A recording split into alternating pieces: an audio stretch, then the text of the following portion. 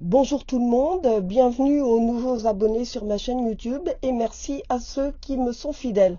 Alors il y a beaucoup de commentaires sur les vidéos, je ne peux pas répondre à tout le monde, mais j'ai vu passer quelques commentaires assez critiques sur le fait que je serais complètement négative sur le Japon. Alors ça tombe bien parce que j'avais décidé depuis quelques jours de faire une vidéo sur l'école publique japonaise, l'école primaire publique japonaise, et que ça va être pour le coup très positif. Pourquoi? Bien parce que j'ai deux enfants au Japon, scolarisés à l'école publique japonaise, un en école primaire, l'autre au collège, et que je suis pour le coup très satisfaite particulièrement de l'enseignement à l'école primaire, et je vais vous expliquer pourquoi. Alors l'école au Japon, en fait, la scolarité obligatoire débute à 6 ans. En France, elle débute à 3 ans, au Japon à 6 ans. Donc les années à la maternelle, à la crèche, etc. ne font pas partie de la scolarité obligatoire qui commence à l'école primaire qui s'étale sur 6 années.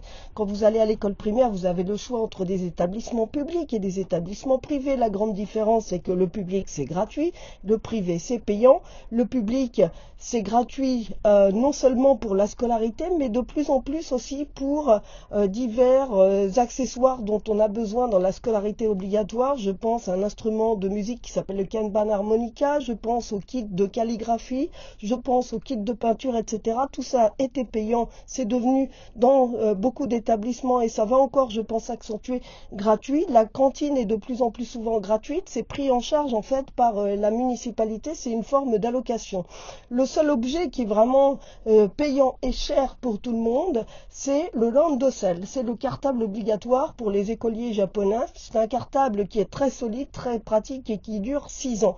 Mais c'est vrai qu'à l'achat, il vaut 400, parfois 500 euros. Cependant, il y a quand même des aides qui peuvent être demandées pour les parents qui ont peu de ressources. Alors, les 6 années d'école primaire, en fait, tournent autour des enseignements fondamentaux, plus des enseignements effectivement plus disciplinaires, le respect des biens collectifs, le respect des autres, le respect de l'enseignant, le respect des consignes, etc. Ça fait bien sûr partie de l'enseignement, mais c'est pas, comme on le lit sur Internet, le cœur de l'enseignement. Le cœur de l'enseignement, il est vraiment sur des fondamentaux, des matières fondamentales, les disciplines que sont le japonais, donc la langue japonaise, l'écriture, la lecture, la compréhension de texte, l'analyse, le calcul, les maths, les opérations fondamentales, les sciences, la société, le dessin, le bricolage, l'éducation physique et la musique et de l'anglais aussi. Voilà pour les matières qui sont enseignées à l'école primaire au Japon pendant 6 années. Donc 6 années, c'est une de plus qu'en France. Ça veut dire qu'on termine l'école primaire alors qu'en France, on a déjà fait sa première année de collège. L'école primaire japonaise, les fondamentaux, c'est essentiellement le japonais, donc l'écriture, la lecture et les maths. L'écriture, la lecture, ça veut dire apprendre à lire, écrire les syllabaires hiragana, katakana, plus la première année environ 200 kanji, 200 idéogrammes. Et en fait, les hiragana, souvent les enfants savent les lire avant même d'arriver à l'école primaire parce que leurs parents leur ont enseigné ou bien dans les années de maternelle, on leur a déjà appris. Et donc, ils savent déjà lire des livres pour enfants, mais ils vont en plus apprendre à les écrire, à bien les écrire, et puis ils vont commencer ensuite avec les premiers idéogrammes, les kanji. Et l'apprentissage des idéogrammes, des kanji à l'école primaire japonaise est absolument fantastique de mon point de vue, parce que c'est une méthode qui est rodée, qui est certes très très très répétitive, mais qui fonctionne très bien, et qui fonctionne très bien sur toutes les années d'apprentissage des kanji. Et il n'y a pas d'illettrisme à la sortie de l'école primaire au Japon. Les élèves savent lire et écrire le millier de kanji qu'ils ont à apprendre durant ces 6 années et ça c'est formidable. Alors c'est un apprentissage qui fonctionne à la fois sur la mémoire visuelle et aussi la mémoire du geste d'écriture puisqu'il y a un ordre d'écriture de chaque trait pour chaque kanji et ça, à force de les écrire sur un mode très répétitif qui peut être un petit peu fastidieux mais qui fonctionne, eh bien les enfants savent. Les enseignants ont assez peu de liberté dans la manière dont ils enseignent. Ça repose beaucoup sur des manuels scolaires qui sont étudiés pour ça, mais la méthode marche. Et ça, pour l'efficacité de l'apprentissage des fondamentaux, franchement, moi, j'ai que du bien à dire de l'école publique japonaise. Et c'est la même chose en calcul. Les 4 opérations fondamentales, addition, soustraction, multiplication, division, eh bien, pendant la première année d'école primaire, l'addition et la soustraction est déjà maîtrisée. La multiplication l'est en milieu d'année de deuxième année et ainsi de suite, plus les figures géométriques, etc. Là aussi, franchement, il n'y a rien à dire. Les enfants apprennent d'une manière tout à fait fluide et c'est pas parce que l'enseignant passerait du temps avec chacun d'eux, parce qu'il n'a pas le temps, globalement. Il y a des classes qui font 30 à 40 élèves et qui sont tenues parfois par des enseignants qui sortent tout juste d'université, qui ont 25 ans et qui arrivent à tenir leur classe de 40 élèves. Et ça, pour le coup, moi, je trouve ça assez prodigieux. Il y a des journées portes ouvertes où on peut aller voir comment ça fonctionne dans les classes. Et honnêtement, moi, je suis à chaque fois ravie de voir à quel point les enfants sont disciplinés, avec des petits rituels entre chaque cours, etc. Et qui les rythment en fait et qui fonctionnent très bien. Et pourtant, ils ont des journées longues, non pas dans le sens où elles finissent tard, les journées, mais dans le sens où elles ont assez peu de pauses en fait, les journées. C'est-à-dire que même pour l'enseignant, c'est très dur parce qu'il commence à 8h15 le matin, 8h, 8h15, il termine vers 15h30, mais il n'y a pas de réelle pause au milieu. Il y a une pause déjeuner bien sûr, mais le déjeuner, il a lieu dans la salle de classe avec des chariots qui arrivent et les enfants qui, à tour de rôle, sont chargés de servir les autres. Pendant une semaine, c'est tel groupe, pendant une semaine, c'est tel autre. Mais tout le monde mange en même temps, la même chose dans la salle de classe, y compris l'enseignant. Donc pour l'enseignant, c'est vrai que ça fait une journée où il n'a pas de temps pour lui, pas de pause pour lui. Donc c'est compliqué. Je dirais même que l'école primaire, en fait, les plus à plaindre sont pas tant les élèves que les enseignants qui ont vraiment des journées lourdes. En plus, bon, il y a toujours des devoirs à faire après l'école qui prennent une petite demi-heure pour les enfants, qui sont pas très longs, pas très compliqués, mais qui nécessitent ensuite que les enseignants regardent ces devoirs. Alors, contrairement à ce que je lis un petit peu sur Internet, donc non seulement il n'y a pas que l'apprentissage de la discipline à l'école japonaise, il y a beaucoup d'enseignements fondamentaux très bien faits, mais il y a aussi des tests et des évaluations. Si les élèves sont testés dans les écoles japonaises, c'est pas la compétition, mais on évalue leur niveau d'apprentissage, on évalue leurs points faibles, etc. Donc très régulièrement, il y a des tests de kanji, il y a des tests de lecture, de compréhension de texte, il y a des tests de mathématiques et il y a des tests pour la matière qui s'appelle Shakai, société, et qui est divers apprentissages sur la vie en société d'une part, mais aussi un peu d'enseignement sur ce qu'est une ville, ce qu'est de l'eau courante, etc. Donc un peu d'enseignement sur diverses choses, comment fonctionnent des magasins, etc. Tout ça, ça fait partie des matières appelées société.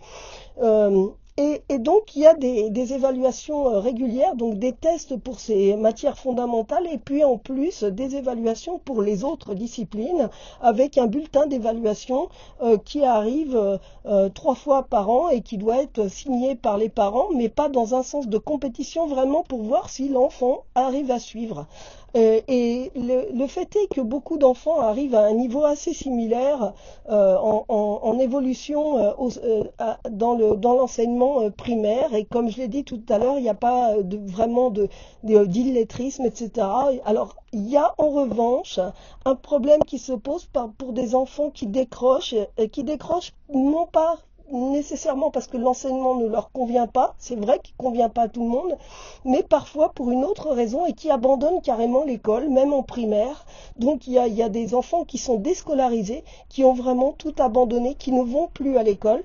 et il n'y a pas nécessairement des structures d'accueil pour ces enfants-là. Parfois les parents sont obligés d'abandonner leur travail pour prendre en charge leur enfant, essayer de trouver un moyen de les rescolariser différemment, que ce soit par des écoles en ligne ou des établissements spécialisés pour les enfants qui ne vont plus en classe normalement. Parfois ça peut être des disputes avec d'autres camarades, ça peut être une forme de bizutage qui fait que l'enfant est dégoûté de l'école et ne veut plus y retourner, quel que soit l'établissement et quel que soit l'enseignant. Donc ça c'est vraiment une difficulté que rencontre le monde scolaire japonais, et c'est vrai que pour ces enfants décrocheurs, eh bien il faudrait des modalités autres.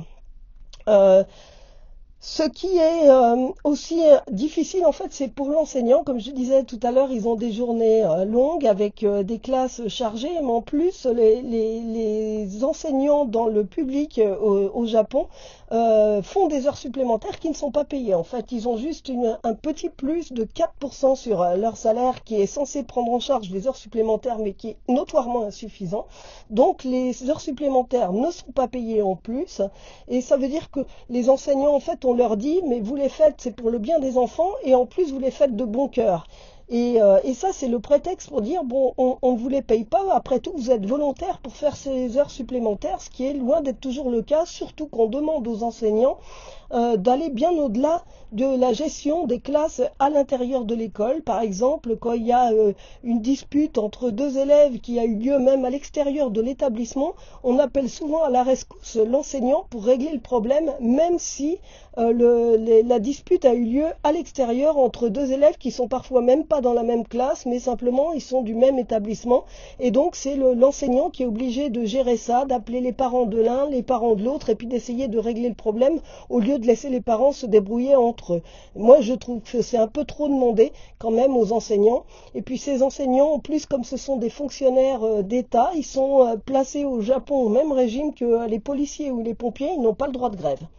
Voilà, donc c'est vrai qu'ils n'ont pas beaucoup de voies de recours, de voies de dénonciation des abus qui peuvent être faits. Alors il y a des établissements qui améliorent les choses, qui essaient de faire en sorte que les enseignants n'arrivent pas à 6 heures du matin pour repartir à 19 heures, mais puissent arriver plus tard et puissent être libres plus tôt.